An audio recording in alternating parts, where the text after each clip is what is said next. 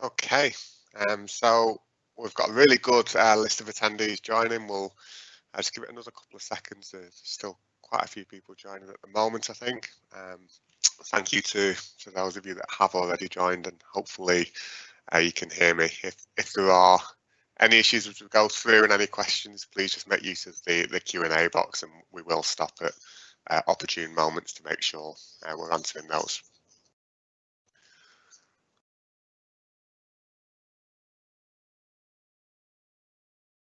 Okay, so so thank you all very much for joining. It really is encouraging to see such a huge number of registrations on this, but as with all webinars, you expect quite a bit of drop off on the attendees, but it just doesn't seem to be happening here. So we've clearly got a message that is important to the audience. So thank you very much. So yep, as billed, today we'll be talking about the student engagement challenges that we're seeing in this new world, and really we're going to be focusing on a few key solutions and how we're working together in this digital environment. So I'm Andrew Taylor, I'm the CEO of Collabco, and I'm delighted today to be joined by a really excellent panel, I think, of quite a range of technology solutions on offer. So firstly, we'll be going to Hugh Griffiths, who's the founder of Wellbeing. Been running this now for a couple of years and getting some really positive reaction in the market, and we've got quite a few shared customers, and I think there's quite a nice demo coming up from Hugh as well. Also pleased to be joined today by Bruce Johnson, who's the Managing Director of Eversys, and we'll be talking about how key it is in these circumstances to get that feedback from your users and students. And then a lot of you will know that CIS Connect is the underlying engine that drives the myday attendance solution. And again, a really strong representation there from Paul Dean and Emma Richardson, who will be taking you through their solution as well. So as I say, we will run through the agenda, but feel free to use the Q&A box, and we will stop and address those questions as they come in. So, why are we holding this webinar? Why are we talking about this kind of new world, this hybrid world of delivery? I don't think anyone will be surprised to hear that we are in a pandemic at the moment, and obviously the impact has been significant on education organisations. We've seen a real strain put on just the impact of travel alone, with international students coming into the universities. And it's a great opportunity for students to just be able to move, not even internationally, but from one part of the country to another. And we're really seeing the challenges that presents in today's world. And the knock-on effect of that, as students start coming to universities and they're expecting this huge experience, they're expecting so much from their university education. And we're seeing, national news stories about the impact of things like isolation and lockdown really impinging upon that experience for these users in quite an acute way.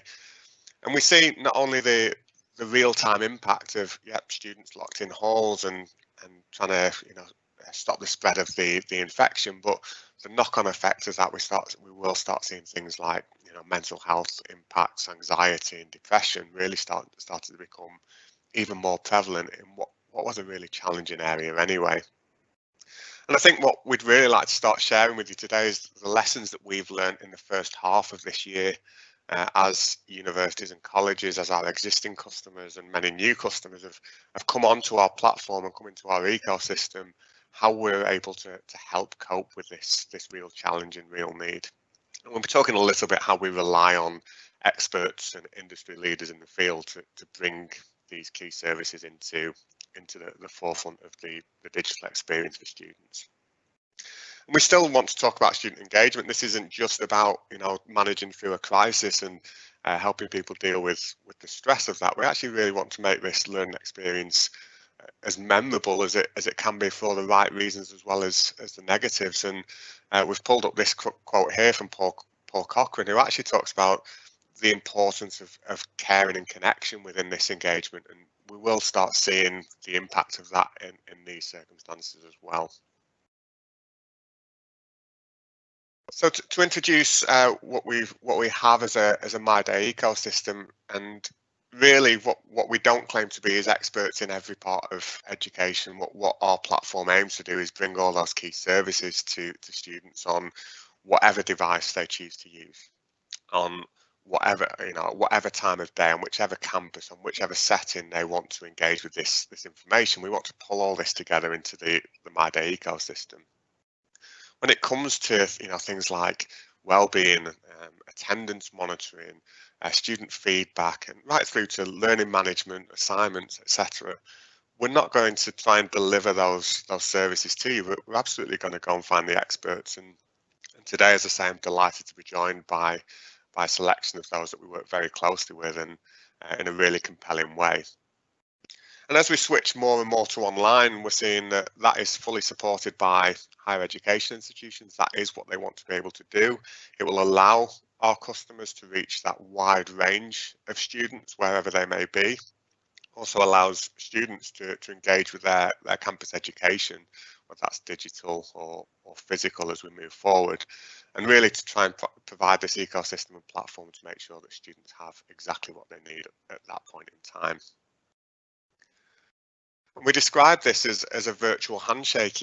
We don't want to take away from that university experience at a time where it does become extremely challenging for universities to engage in let's call it the traditional way, in the way that they always have. And really, thinking about the different steps and the different types of engagement you'd need along that life cycle and that journey, you can see the graphic we've got here just to illustrate the variety of engagement that you might want to offer. And I want to zoom in on a couple of these key areas because it really does matter which stage one of your students is at in terms of what type of engagement you want to offer. So starting at the very beginning, those early inquirers, those people that are uncertain, that may be in doubt about even coming to university at all, let alone your university. I think it's really critical that you give them that experience, that feel for the campus that they might not be able to do in the way that we took for granted previously. Turn up to a university, have a wander around, meet some of the current students, meet some of the academics, check out what the coffee's like, all those things we really took for granted, and now they're not as freely accessible. And the challenge for us, and the challenge that Collabco has set itself, is how do we replace that online? How do we give you that feel for an institution? How do we help you work out whether this is the institution that you will thrive in?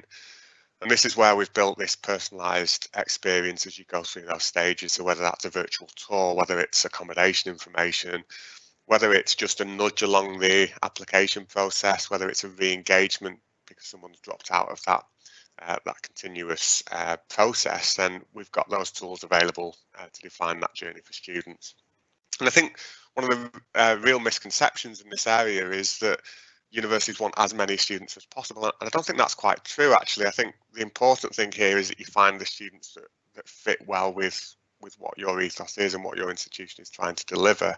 And that's why every single one of our experiences has to be unique to the institution. It has to give an honest feel and an honest flavour for what a student will get from their experience at the particular institution. And then in contrast to that, once they arrive on campus, and again, thinking about the current challenges that we have, from moving into accommodation to freshers fair to your first lectures, all these things would have been in person previously. We're having to find ways of delivering that experience online now. So virtual freshers fair, virtual meetings with academics, virtual meetings even with your classmates. It's becoming the way that we are trying to deliver this experience to students currently. And you can see as you go through what is a really challenging year of your life, that first time often you've moved away from home, the first time you're having to really take study as a self-driven self-driven thing rather than as a kind of structured and delivered to you type model. And myday really does try and help with that and adapts along this different journey and drives the right kind of information and behaviours. Now, one thing that you'll have picked up as I've gone through here is it's completely unique to every institution. So no two customers do it exactly the same. For example, one of our larger customers at the moment is using myday to deliver push notifications to help students who are isolated. So actually doing a countdown for them in the app, you've got 3 days left of your isolation, for example. They're also offering services around doing laundry for students, where students can put their laundry outside their hall of residence and that will be picked up and cleaned and returned back to them. But the myday application is the way that this information is being disseminated across the student body. Another great example is one of our fairly recent customers, actually. Really great project, really good team of people, and that's the University of Bedfordshire. Now, the interesting thing with the University of Bedfordshire was that they already had a solution like this. They had a different solution to myday, but they were having real challenges around communicating with their students. They were having some real challenges with bringing those completely disconnected systems into one holistic view for students. And it really meant there was ambiguity. There was a real lack of clarity for students about what information they needed to have access to. There was no reference point. There was no single place a student could go and find out what they needed to. And it's often the case, especially at the start of your university life, that you don't know what you don't know. You don't know that you have to go and check your grades. You don't know that you have to go and engage with library services. You don't know that you have to check your emails daily. But myday will just remove those barriers for those end users. Now, what we really found with Bedfordshire was that they absolutely believed that they needed a solution for this, but they'd had the fingers burnt. They'd had a solution that didn't quite deliver against the requirements that they had. So it was quite a unique project for us, where actually what they were looking for was an improvement. They weren't looking for a complete overhaul, which is what a lot of our customers are looking for. And they wanted to know that they were working with a vendor that understood higher education. They wanted someone they could trust. They wanted someone that would support them through the challenges of delivering a solution like this. And they already are realizing some huge benefits now, with massively increased student engagement, great usage numbers, extremely good and great examples of collaboration, and they're using things like push notifications quite extensively. So rather than me just talk you through this, I actually just wanted to show you some of the work that Bedfordshire had done, and we've got a short video just to share with you now with the impact that it's had at the university.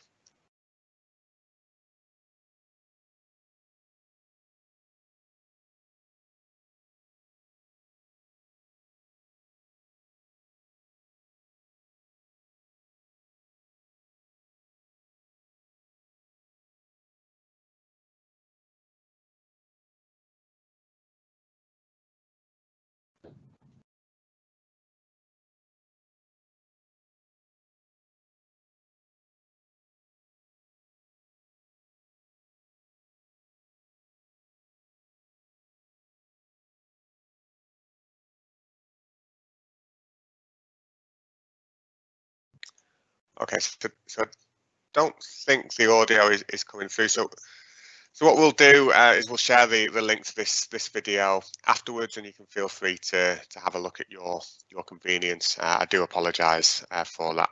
What I can tell you is it was a great video, and really extolling the benefits of rolling out a solution like myday.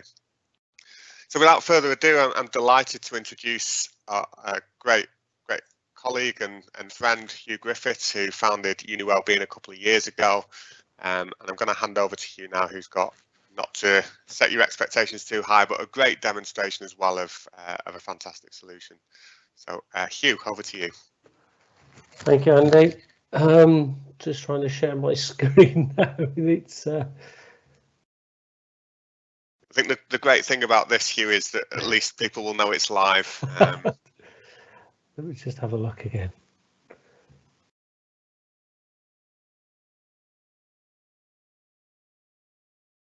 Okay, is that being shared?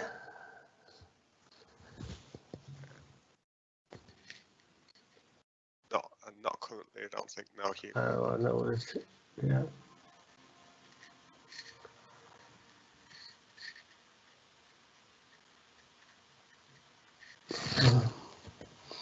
I think because we're recording this, it's stopping sharing my screen.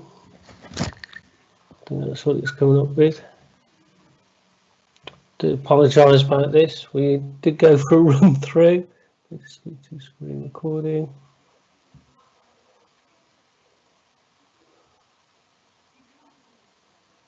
There we go.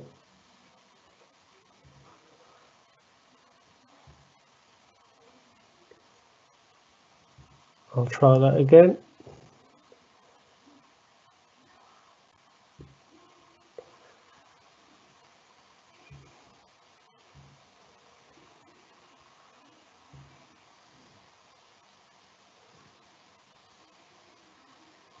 Are you getting the same error? Yeah, I'm getting the same. Okay. So we'll probably have a challenge for the demo, but I can share your slides again from my screen. Okay.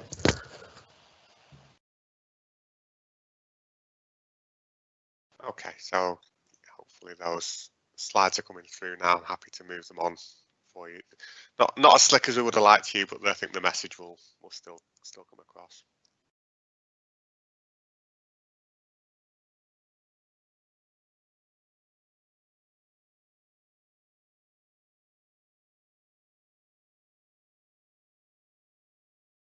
I think we may have lost Hugh. He's back. Yeah, Hugh's just come back.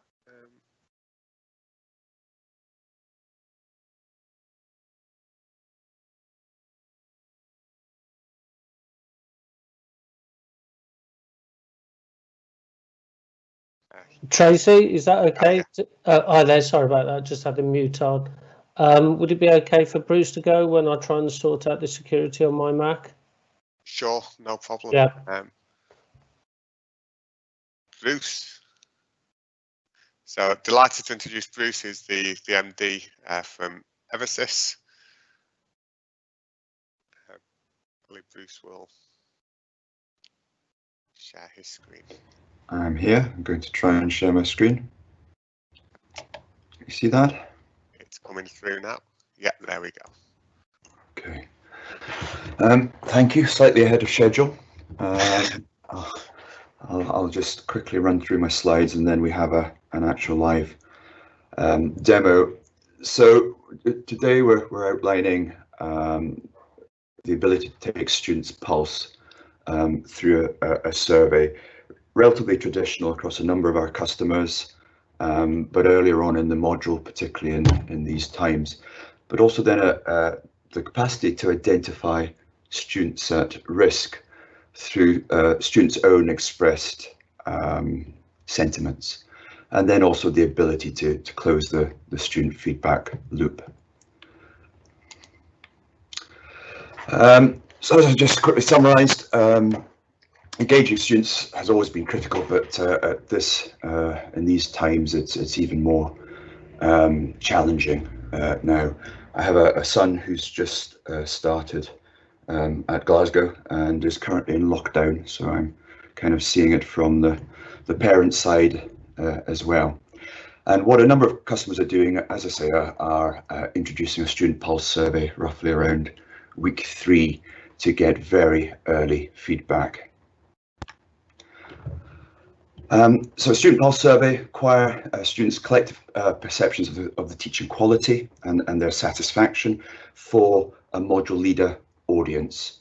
But the interesting element is the ability, if it's at module level, to then aggregate student responses and get a sense of their sentiment and then identify whether they are potentially at risk. In a couple of universities where I worked, I sat on committees where we endeavoured to identify at-risk students using traditional metrics like library access and VLE access and so on. And this is just a different pivot to try and seek to rather than take those passive inputs, to take proactive inputs from students about how they're feeling.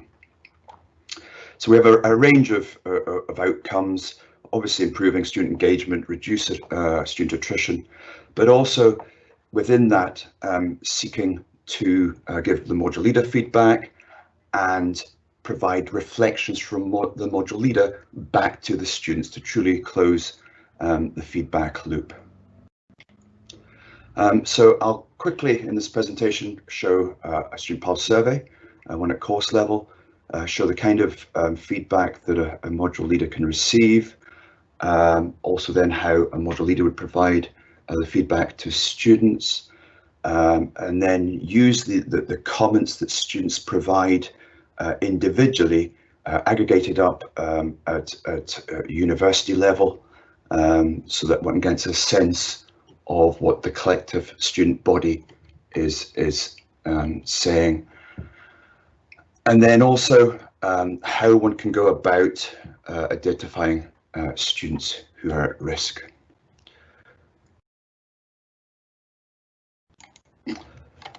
So if we just look at a quick pulse survey, this is a program or course level one, asking a series of questions of students, including an interesting one here. I'm top of my well-being physically, mentally and financially, and that obviously then comes back out at the individual student level as well as at the university level. And then not a traditional question in one of these end of module surveys, but asking specifically of individual students, what is the one thing that we as an institution can do?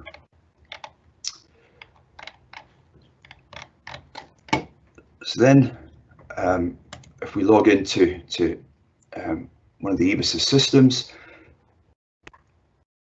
this is the interface that a module leader would see throughout the survey and towards the end. So if we have a look at what the module leader would actually see,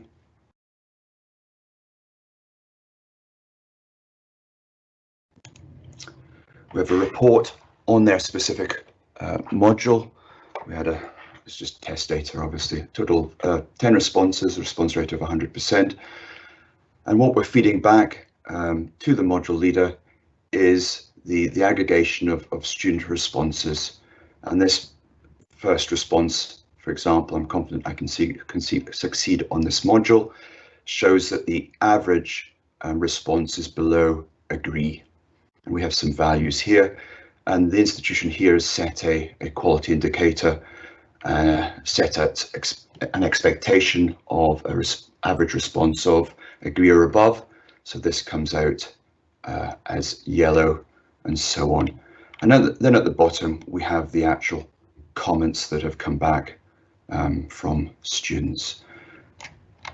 And this therefore provides the module leader the opportunity, particularly with a pulse survey, to make early adjustments, which is what this is all about. Universities will traditionally undertake an end of module evaluation, and that's obviously looking forward to the next cohort. This is about making adjustments throughout the period.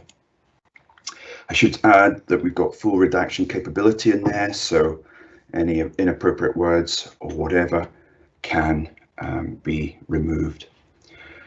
We then got a word cloud that at module level can briefly give a sense of key elements that students are responding.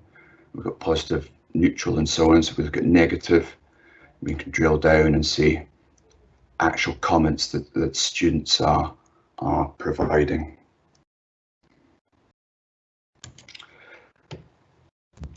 And then module leader would wish to provide reflections back to students on how they're going to make adjustments. And for some of our customers, including a couple of very large ones, this is totally well embedded and used tremendously positively to effectively close the feedback loop. So this is a template that an institution may have implemented, and it has the ability to for the module leader to provide reflections and feedback. And we have some institutions who literally will have feedback from close of survey, the module leader, within a day, half a day, and it becomes very powerful. So in this case, there's been 3 questions asked. All module leaders are asked to complete. We publish it, and then we email off to students, The link is embedded into myday, and students can access that through myday.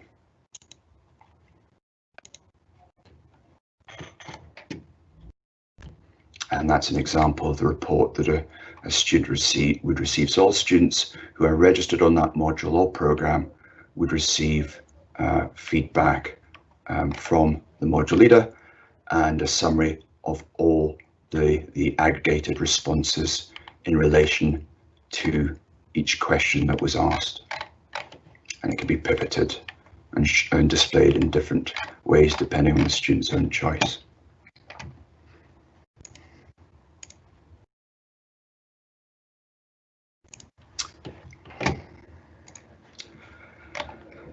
And then when one looks at the university level, beyond the module leader, the university can go in, any departmental member of staff or a central administrator. You've got your departments here. We've just rolled these surveys into its own department. And if we list the surveys, we select all. And then quite powerfully, we can then look at common sentiment across all modules, for example, all responses to all modules within an institution. And of course, if you're delivering 3,000 modules, the data becomes tremendously powerful.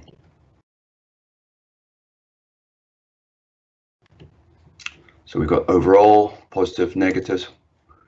We obviously look for negatives, and we can drill down to comments. See, our data set's somewhat limited here, and so on.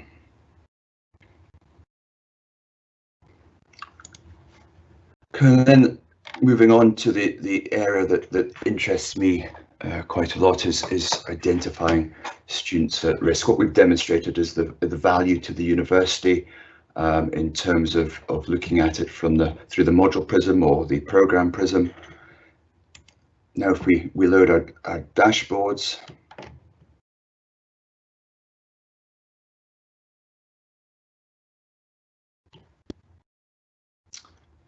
and we look at our pulse survey, again, one can access data around the module and so on. So here's a series of modules. We have, what's that, 6 within our test system, and we've aggregated, the dashboards aggregate all responses for all questions for each module and provide a quality indication. And what this is telling us is this survey, the average response at 50% means it was neither agree nor disagree, which is not terribly powerful. If we drill down to a specific program in this case, we can look at individual questions and the response rate and the comments and so on. Student analysis. So within this, if a student has responded to 3 student pulse module surveys, we've taken all their question responses, converted it into a percentage, and then shown those students who are happy, green, and those who perhaps are an indicator of some challenges. So 12.5% basically means that the average response across possibly 10, 15 questions is between strongly disagree and disagree, which is worrying. Oh, wonderful. And if we take this module, then we can see that on the second module to all the 5 questions that were asked, the student has responded strongly disagree, which clearly could be a strong indicator through the student's own expressed sentiment of the student is encountering challenges of whatever nature, and one has access to the student's data. Clearly there's challenges around who has access to this data, how it's used. I know of one customer who's looking at deploying it through to personal tutors. We can add in whatever data is required. You know, we can see the program the student's on, the study level. We can add any data in that's required. And that, as I say, I think is a strong indicator that a student is struggling with their studies and may have a propensity to drop out or something of that nature. Okay,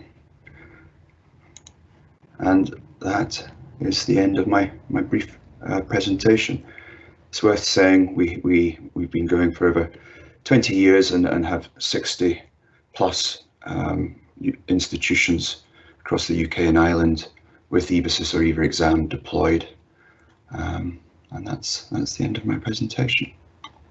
Perfect, thank you very much, Bruce. Really powerful to see that data coming through, and as you say, once you get the larger cohorts coming through, it really gives you some meaningful insight. So I'm delighted, after building the anticipation, Hugh, to hand back to Hugh.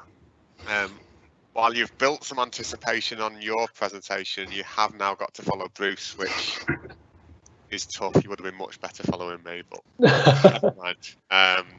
So hopefully you can share your screen now, Hugh. There we go. Is that working now? Excellent. Yeah, perfect. That's great. Yeah, apologies everybody. I've in between. Well, while Bruce was speaking, I was switching from my new Mac to my old Mac. That's a good lesson to us all, I suppose. Just to say good afternoon. Thanks, Andy, for the introduction. Yeah, I'm Hugh Griffiths, CEO and founder of Wellbeing. I've been working in the HE sector since 2006, mostly around digital services, and started Wellbeing in 2018 with some experts in the field of mental health and wellbeing. And we came up with our solution that helps for students to proactively look after their well-being and prevent mental health problems.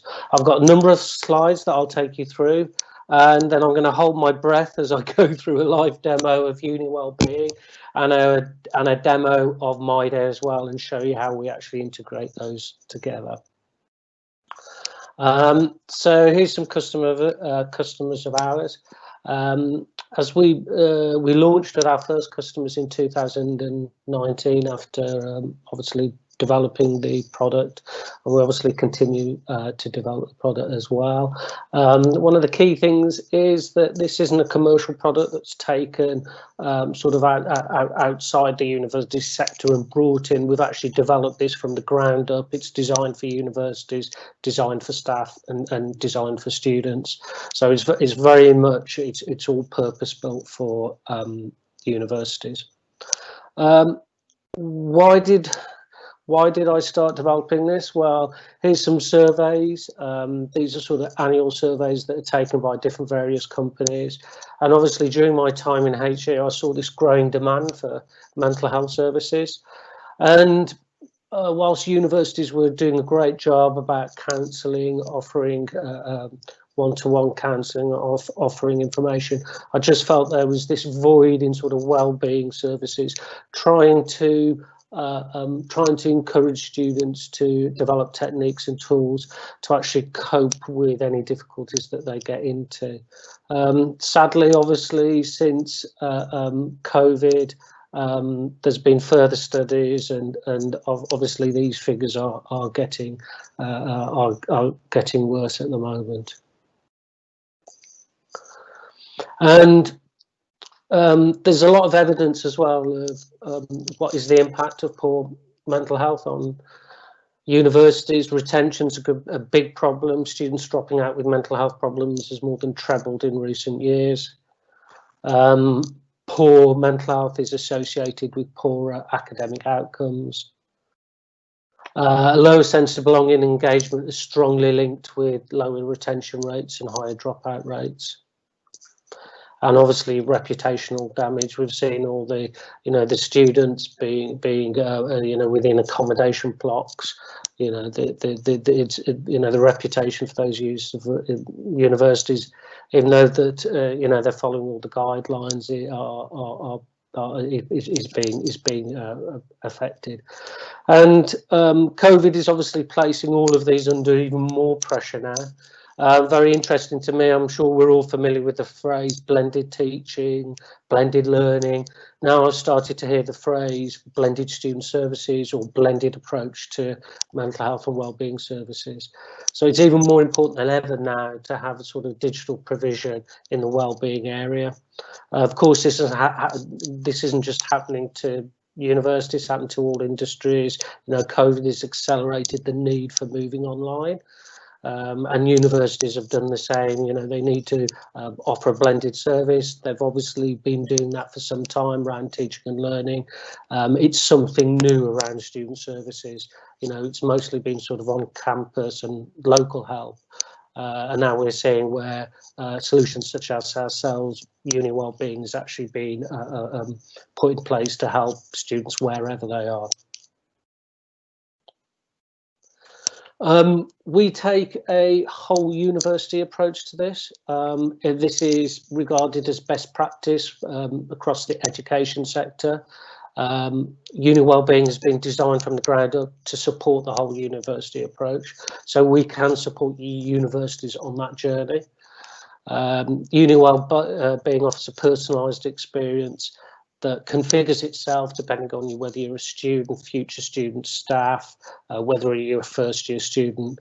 And part of our solution, it's possible to run what we call like digital wellbeing programs, and those can be targeted at different cohorts of students. So mostly what we do is that we start off with universities around students. Some of our customers have gone with staff as well, but then it's possible to grow out the other areas as and when you're ready. Most of my slides from now is focusing on the student side, is on the student experience, but it maps on very, very well to what staff are doing as well. So where does UniWellbeing fit within sort of student services at universities? We broadly sort of split it out into two. You've got wellbeing services and counselling services. UniWellbeing helps with things like transitions, building up resilience, providing self-care tools, helping with early prevention and early interventions, and then signposting students off to further help. So if they need further help, if they need a face-to-face contact, or if they need to see counselling service, or they need to see the wellbeing service, then it's all detailed within our solution. So sometimes it's sort of regarded as the first port of call for a student going there, and then if you need further help, then you signposted to other services within the university. In terms of delivering best practice, the first thing that we wanted to do when we were looking at wellbeing, we wanted to provide a solution that was embedded into the culture of the university. So this is really making taking care of your wellbeing part of everyday life. A bit like brushing your teeth. So the digital solution needs to be engaging, non-clinical, we think. Visible and accessible from systems that staff and students use every day. So it's always at the forefront, nudging students to remind them to take care of their well-being. It's a bit like, I suppose, leaving your toothbrush on the sink to remind you to brush your teeth. But really, to us, most of us now, cleaning our teeth is a habit. We don't even think about it, we just do it. And that's really where we want to be with wellbeing, make it a habit that's part of sort of everyday life. And myday is one of those systems that students use every day, and so that's why we've worked with myday to integrate UniWellbeing into that solution. I mean, first of all, you get a separate branded app, branded university app. Again, we thought this was really important, gives that extra sense of belonging to students. So when they receive a push notification from the University Wellbeing app, then it's coming from them, it's not coming from UniWellbeing, and we're getting some pretty good ratings across all our apps. It's a turnkey solution, so it's ready to use. We've got like 50-60 podcasts, got lots of tools, but it's also very easy to change as well. So I'll show you our administration tool. So we've got some customers who upload their own podcasts into our platform, and those seamlessly work alongside all our podcasts as well. It roughly takes about 2-4 weeks to set up, and with post-go live support as well. It can be the single point of access. We would recommend that, and that's what a lot of universities come to us for. So it's the first port of call, and then that hub to all the wellbeing information and the signposting to other systems and on-campus systems, on-campus services. One of the key things that we do is that we use habit change in psychology to build positive wellbeing habits. And I'll go into a little bit more details about that later. We've got our wellbeing programs, deliver the right advice to the right student at the right time.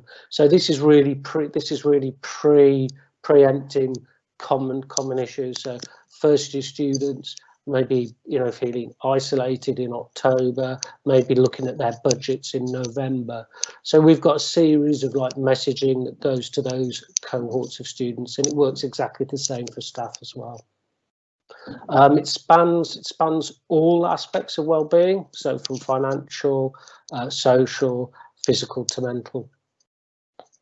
And as I said before, one of the key things for us, one of our key strategies, was to embed with systems like myday. So one of the key evidence-based practices that we use is something called 5 Ways to Wellbeing.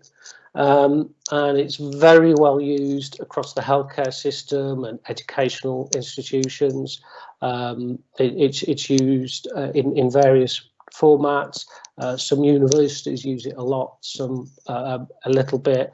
National Health promote it, Mind promote it. Scotland's mental health programme promotes it as well, and what's quite nice about it is it's quite a simple model. So these 5 categories, if you do actions in these, there is demonstrated results that improves your well-being. So what we've done is that we've developed our habit forming technology around the 5 ways to well-being. We start off with small goals and tiny habits. So these things that require little motivation. So we start that, and it's more important that users do this regularly than the amount they do. So for example, it's more important than doing sort of like 1 minute mindfulness each day for 30 days than 30 minutes today and not doing it again. And again, all this is based on behavioural science and psychology. Students, you can see that we've got the screenshot there, take control with the app. They can track their progress and stay motivated. They can join other challenges around this, and so groups of students or the whole university can take part in different challenges. Students can set up their own schedules, their own habits, and we've got experience of a number of universities who their wellbeing services department are actually the first port of call before students seek counselling, and they're using this to actually build a habit plan for students, and then those students coming back and then reviewing that and working on it again. So this sort of blended of sort of digital online and then on campus is working really well.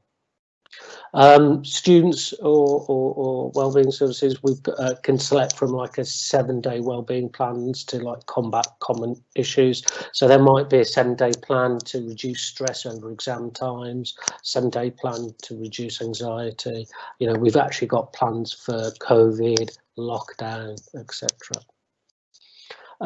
Students receive wellbeing awards for achieving their goals, and they collect badges. And I said already that we've got this sort of concept of wellbeing days. So like mental health, World Mental Health Day on Saturday is one of the wellbeing days that you can go into our app do any habit, and then you'll get a badge and award from that, and then you can see all the people around you as well doing it.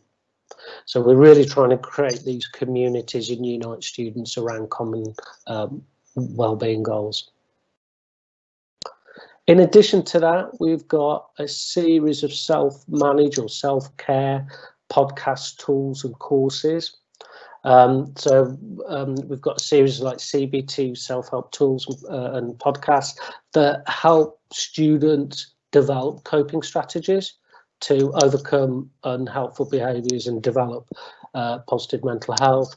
We've got a series of mindfulness for students. And this is all talking to students. So a lot of the content that we've got, a lot of the podcasts and the tools are in the vocabulary of speaking to students.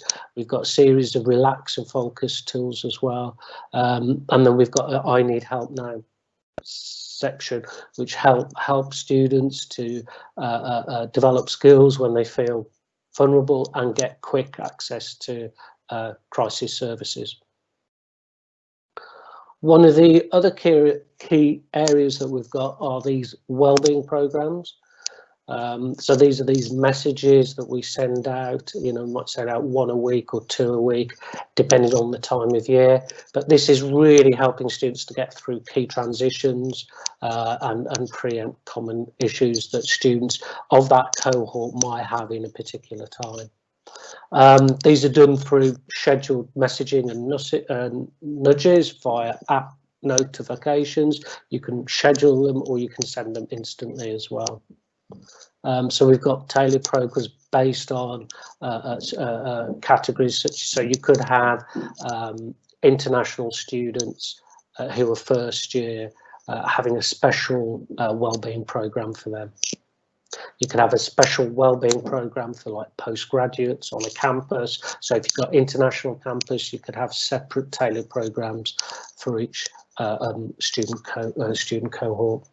And we've already developed, we've got pre-built programs that we work with universities on, and we sort of customise those to fit into the university. So we've got first year students, returning students, and final year student programs. But you can on your own, or you can with us actually develop your own wellbeing programs as well. And we've got a staff program. So how does that all sort of look to the student in terms of a university, in terms of an academic year? So we've got this behaviour change messaging going out weekly. So as I was saying, in October, you might be feeling lonely. You might be concerned about your budgeting in December. You're feeling overwhelmed in January. So we would have a series of messages going out directing students to our content. Would that be a podcast series, a wellbeing plan that would help them through that period. We've also got these wellbeing days. So obviously we've got one coming up in the on Saturday, which is the World Mental Health Day, and another example would be the University Mental Health Day. So we have about two a term, and this then promotes doing something on that day, going into the app, recording you've done it, and then getting a badge for that. Also as well, from the messaging and from the wellbeing days, we then see students go into the app for self-help. You've got then your university messaging, so you might be having a freshers wellbeing event, you might be having a university event in March. So there's a number of things that you're already doing around that, and that gets overlaid with what we've already got and gets sent out to the student. We've then got these wellbeing challenges, so we tend to have 1 week wellbeing challenges, have 2 of those a term. So we might have like mindfulness week, mental health awareness week, a gratitude week, and again students can join those challenges record that they've done it, and then see that other people are participating. So really trying to create a sort of community, a momentum around taking care of your well-being. And then finally, we've got our well-being habits. So when a student downloads the app for the first time, it gives them a set of tiny habits to do, which only takes a couple of minutes a day. And they may do those for 2 weeks, they may do them for 2 days, but it's this sort of multi-layered approach with these different touch points, reaching out to students to take care of their well-being and get back into developing either coping strategies or habits. One of the key things, as I said, is we want to reach as many students as possible. And myday is a great vehicle and great platform for that. So we've developed a personalised tile, a live tile that goes into myday. It's using their product. It's very, very easy to actually set up and deploy. It takes no longer than a day to do that. And then it works, and we've got all these customers who are joint customers of UniWellbeing and myday that are actually deployed with a live tile. Okay, one of the key benefits we see obviously sort of saves time and money for universities because we're just ready to roll out. And secondly, it really creates a sustainable approach because we're embedding well-being into the university culture. It creates a long-term relationship with students. So it's like us all, we go through waves of motivation when we want to do something, when we don't want to do something. And this isn't just a passive resource that's just sitting there that's forgotten. This is reaching out to students at the time that they need it the most. And so they get triggered into actually taking care of their well-being, and then that falls through into sort of improving engagement and retention. Okay, what I'll do now is I'll move on to the demo. So hopefully you can see I've got a blue screen. This is actually my iPhone running next to me. So if I do get any messages or anything, I do apologise. You can see that we've got two apps there. We've got the myday app and the UniWellbeing app there. And obviously that we've called it Wellbeing today. For our deployed customers, that can be called whatever you want it to be called and branded. If I go into the app, you see this feed. And this feed is where those messages that we send students and staff reside. So they come through as push notifications and then reside in here. So we've got quite a few messages promoting events, looking at developing coping strategies and nudging students to look after their well-being. So what you can see here, like the first one we've got, is sort of be kind to yourself.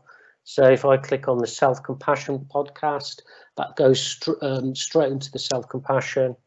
I click that, and then this is our podcast player.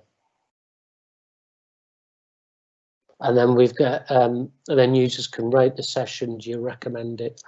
We get an average of about 4.5 out of 5 on our podcasts.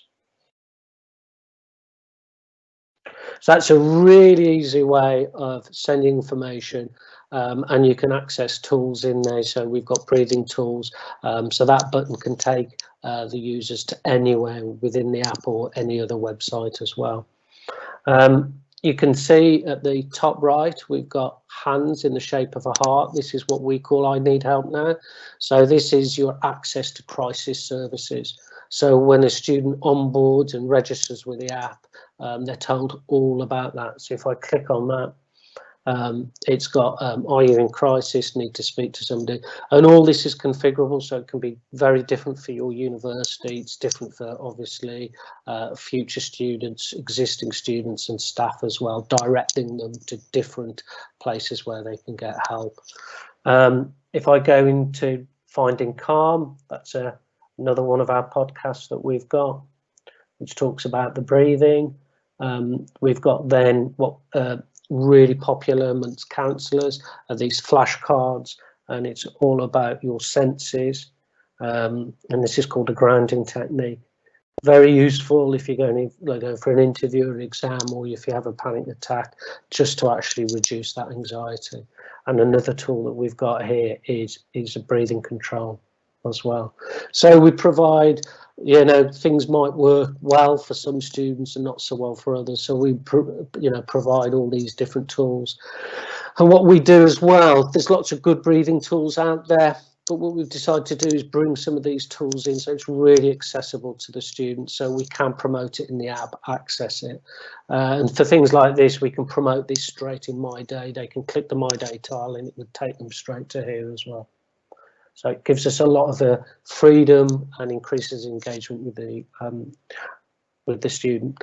Another example of offering help straight away to students is that we've got these emotions up here. So if I click on angry, this explains that emotion. We've got a mood journal, which is again very useful, particularly if you're working with a wellbeing counsellor. And that I've just recorded that. And then down below you see that we've got recommended podcasts. Now, if you had any of your podcasts as well that you wanted to upload, they come within this format, and you can have your own image, and we've got a set of reporting so you can actually see how well they're being received and used.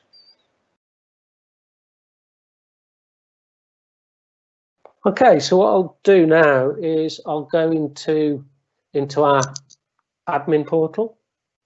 So this is what we use to maintain the app. So it's all very highly customizable. Some customers have access to this and do it themselves. Some give it to us and we do it on their behalf. One of the things that a lot of obviously all our customers have accesses to these posts, and so this is where you can set up your wellbeing program and send posts, schedule posts to different cohorts of students. So if I go into, I've got an example here. I can publish that now, or I can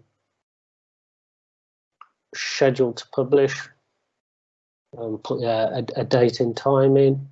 But if I go publish now, that's got show as CTA, which means call to action, and that actually means do we show this in myday. So you can have some posts that are shown in myday, some posts that aren't. So what I've decided to do is say yes, we're going to show this in myday. I'm going to send it as a push notification. Here's some content, and here's a YouTube video. And who should see it? I'm going to send it to everybody, but you can see that we've got these roles here. I can send it to first years. I've got returning student, final student, and you can use a combination as well. So I've got student category, domestic and international. That's set up by universities. So some universities put commute as well in there.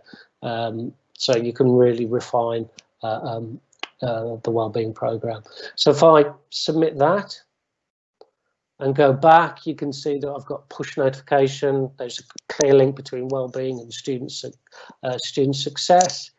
If I go into my app, I've got a new post, and the post appears, and I can just play that video.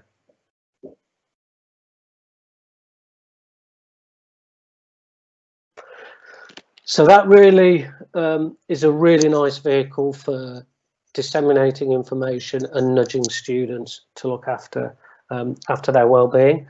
If you look at the bottom of the phone, you'll see that there's challenges, well-being, and the support section and the money section. I'll just quickly go into the support section. So this is a whole set of resources. We've got podcasts.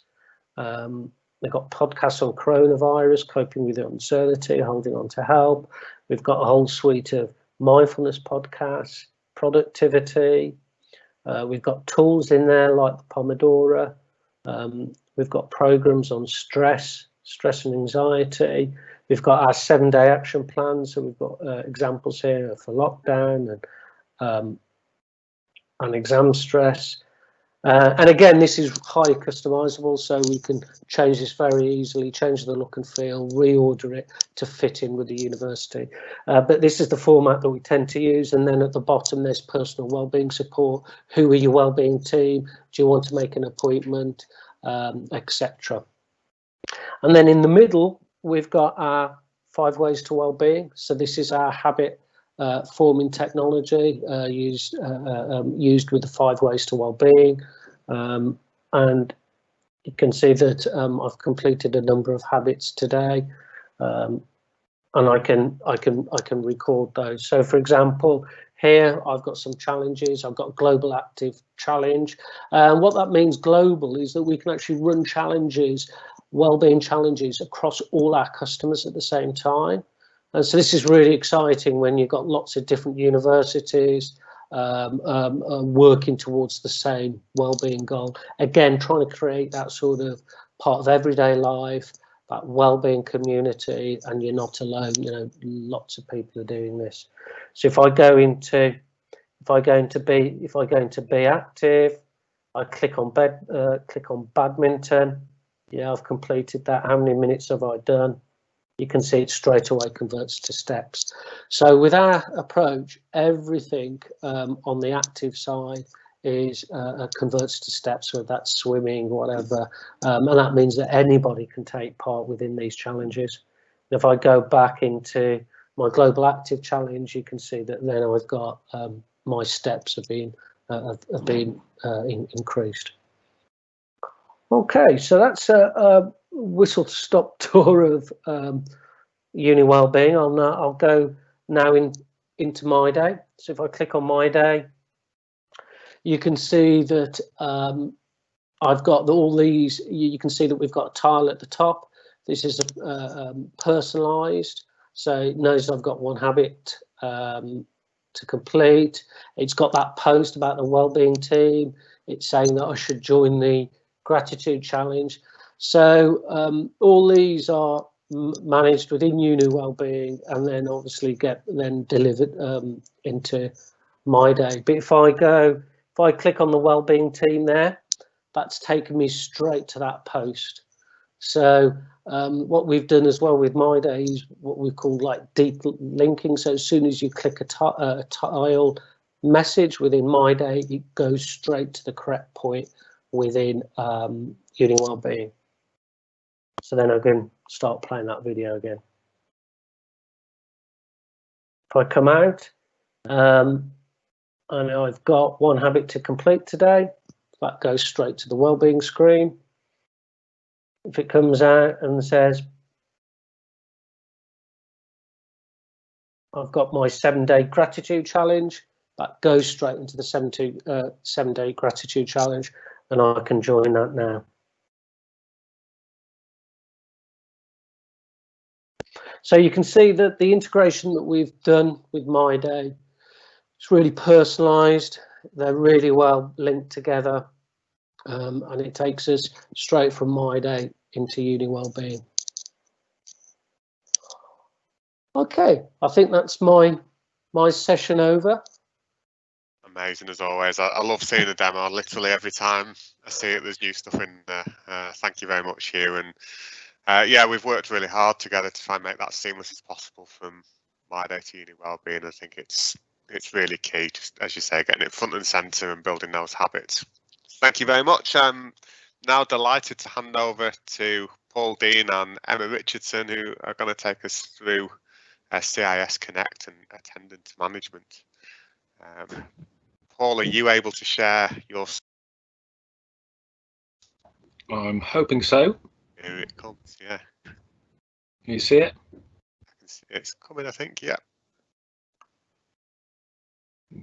There we go. Yep, it looks like you're now live, Paul. Thank you very much. Thanks, Andy. Good afternoon, everybody. And thanks to Collabco for giving us the opportunity to talk to you about attendance management. I'm conscious that I've got a few slides to go through, but I'm very conscious that I don't want to give you death by PowerPoint, and I will go pretty quickly through the slides. I've also got with me Emma Richardson, who is a director of CIS and is responsible for leading the onboarding of attendance management. I'll lead the presentations, but Emma will probably no doubt field the questions and answer bit if there's anything afterwards. So I thought it was quite interesting what Hugh said when he said there's a clear link, as you would expect, between well-being and student success. When you think about attendance, then I suppose attendance is an indicator of well-being. So if we can get early indicators where that well-being may not be right, then that can only be a positive thing. So, and I think it's also about this valuing the student and valuing the success of the education that we you as an institution wants to deliver them. So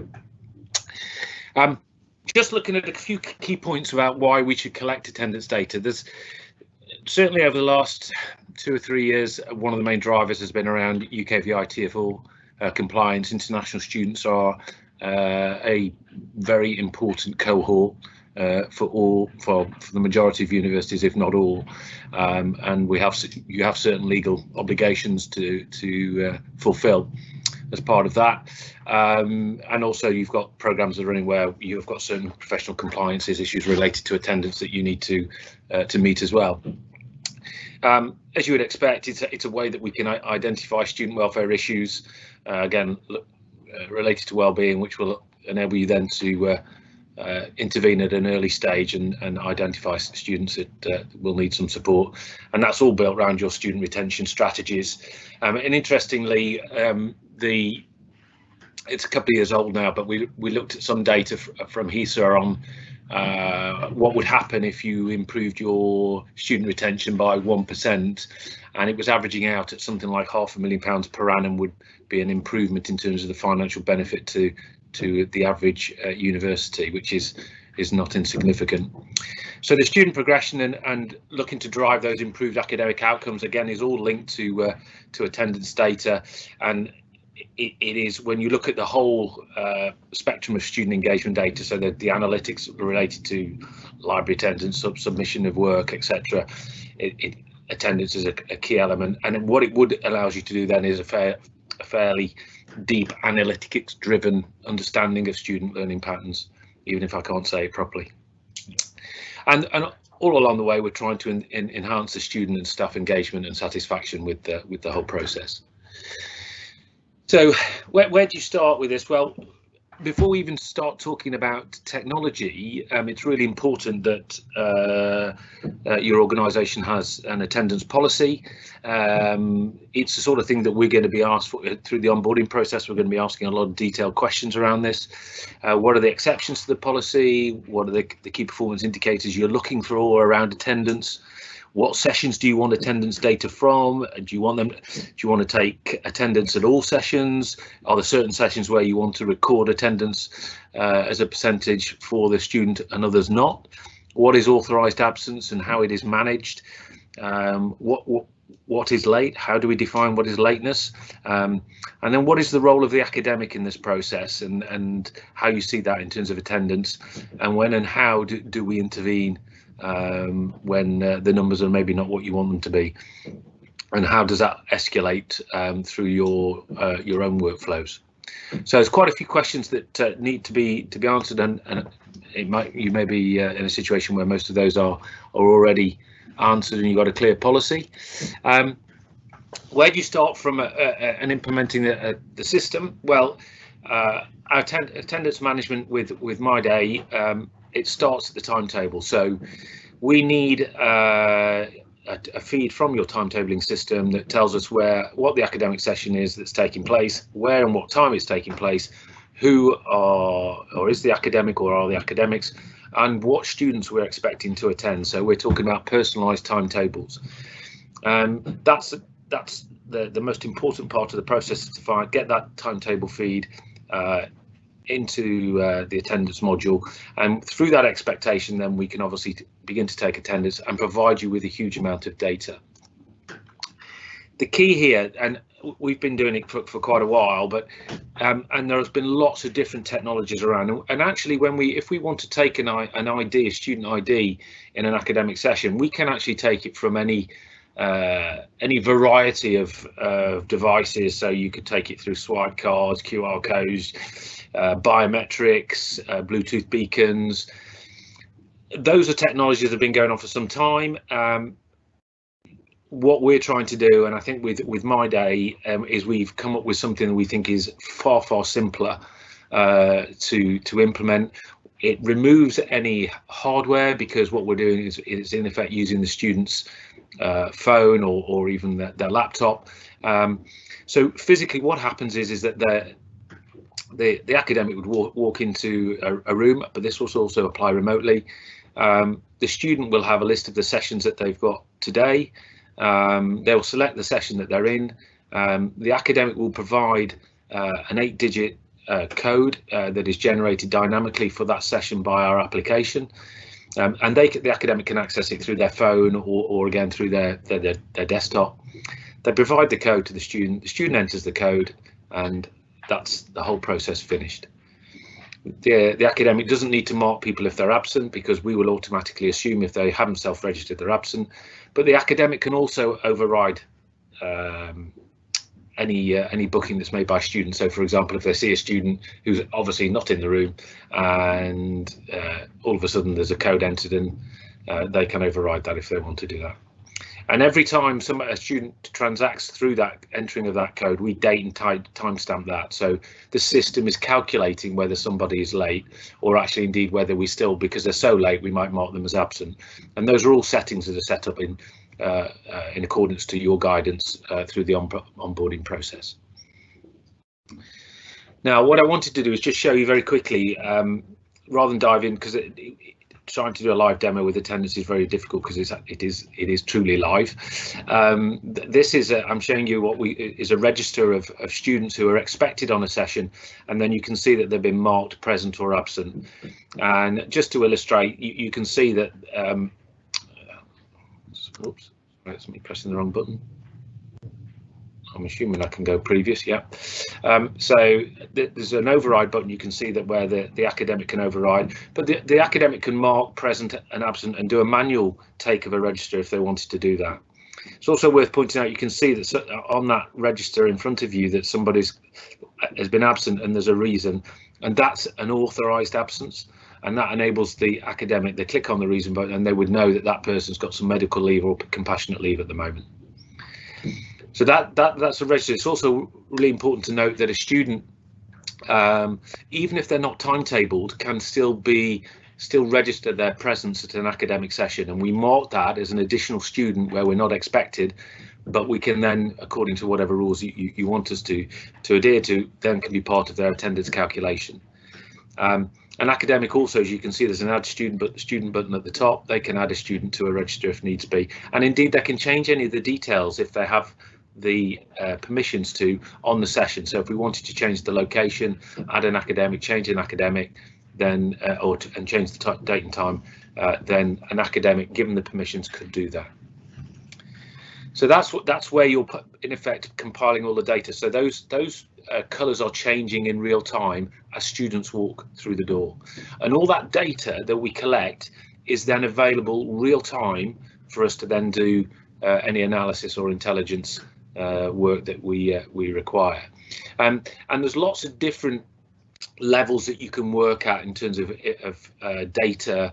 I'm just showing you an example that we've got of a data window that one of our clients has that would show you what we call our widgets, or top line information related to the system, and then you can drill down into that to look at more detail relevant to their attendance.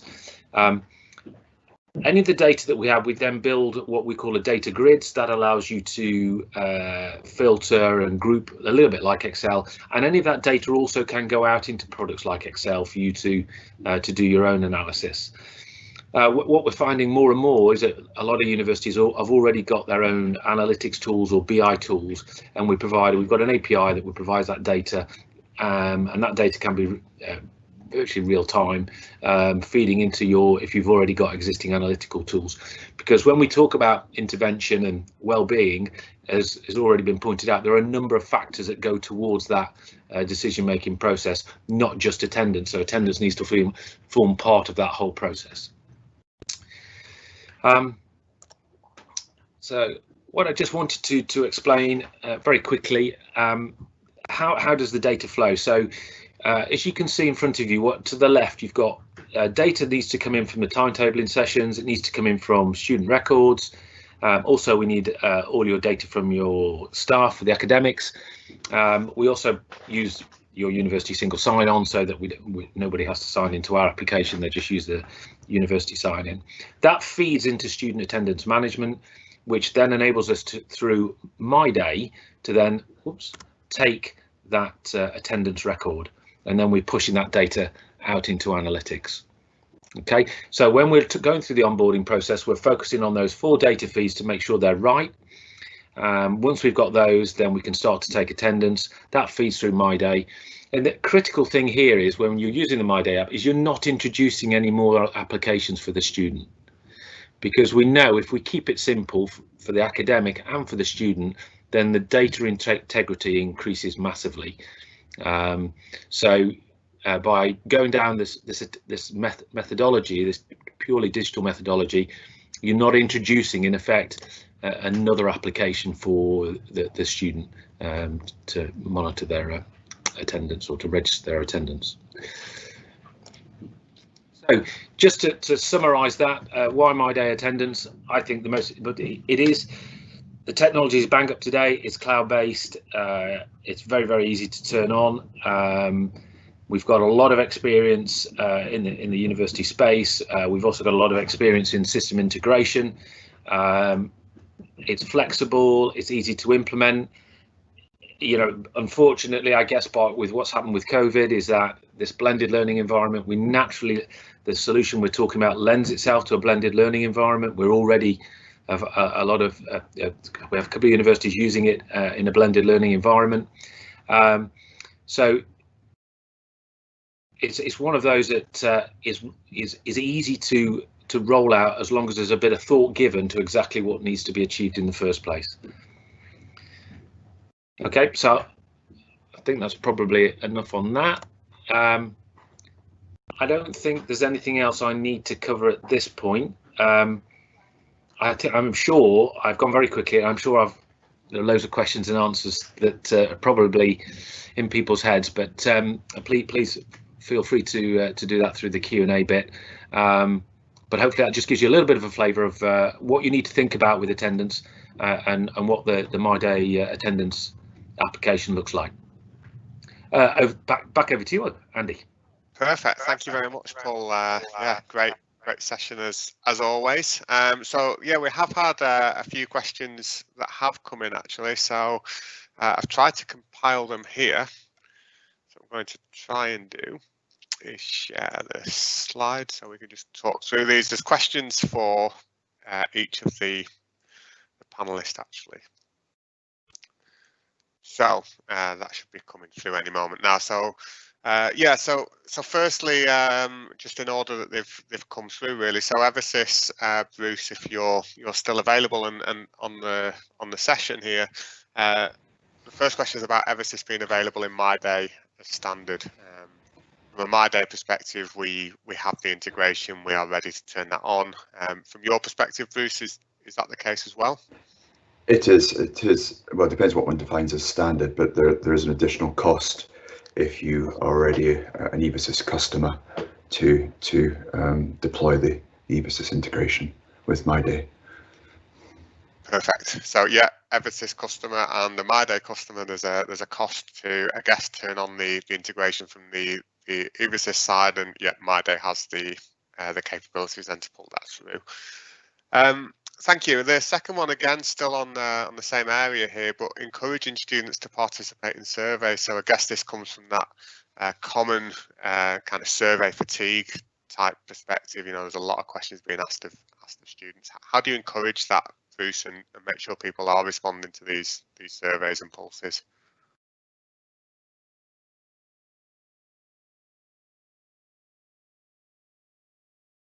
We lost Bruce. So we did have, you know, from a myday perspective, actually making it available through the portal, so front and center that really does put it straight in the face of the student. So actually getting them to participate makes it a little bit easier because it is prominent. I guess things like survey design, you'll see the great interface over EvaSys in terms of actually promoting those surveys and making them easy to respond to. Hugh, a question for you, just in terms of the groups that you showed us with Wellbeing. So you're able to obviously target first years, second years, returning students, etc. Could you just comment on how that works and how you populate those groups? Yeah, so those groups are separate to what the university stores. So as part of registration, students are asked a few questions, and from those questions they're actually put into those groups. And then the student can change those within the app as well, within Wellbeing. We've also got features that automatically, particularly things on like study year, so it asks them what study year they're in, and it automatically promotes them to the next study year as and when they finish. Okay, perfect. And then in terms of the integration from Wellbeing into myday, again, very similar to the EvaSys response from myday's perspective, we turn that on when we can. From your perspective, Hugh? Yeah, there's no work on our side. It's all done through the myday administration portal, which is a literally a 10-minute job. I said a day, I was being generous. It's as I say, very impressed with how myday integrates with other applications. So yeah, very, very easy. We've been through it a few times as well now. Yeah, so, yes. straightforward. Yeah. And there's no additional cost from myday's perspective. Is that the same for you, Hugh? There's no additional cost. So if there are existing myday customers and Wellbeing customers, and they want to integrate the two, yes, there's no cost. Perfect. So just over to Paul and Emma. So firstly, an integration question about the timetabling services that you support for the attendance solution.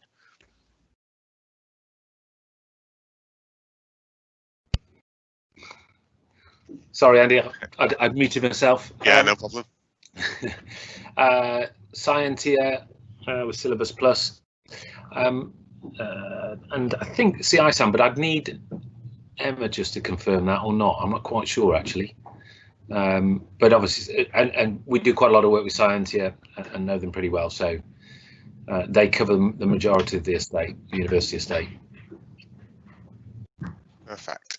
And then some questions about combining the attendance check-in data. So obviously physical check-in is the kind of old way that we relied on, but in this new world, virtual check-in as well. Do you support that?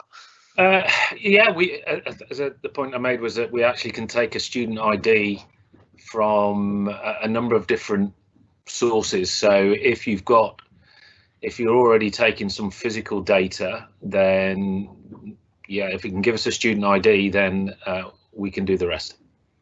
Yeah, so myday helps a little bit with that in allowing students to check in from their device wherever they are. I think, did I cut you off there, Emma? Sorry.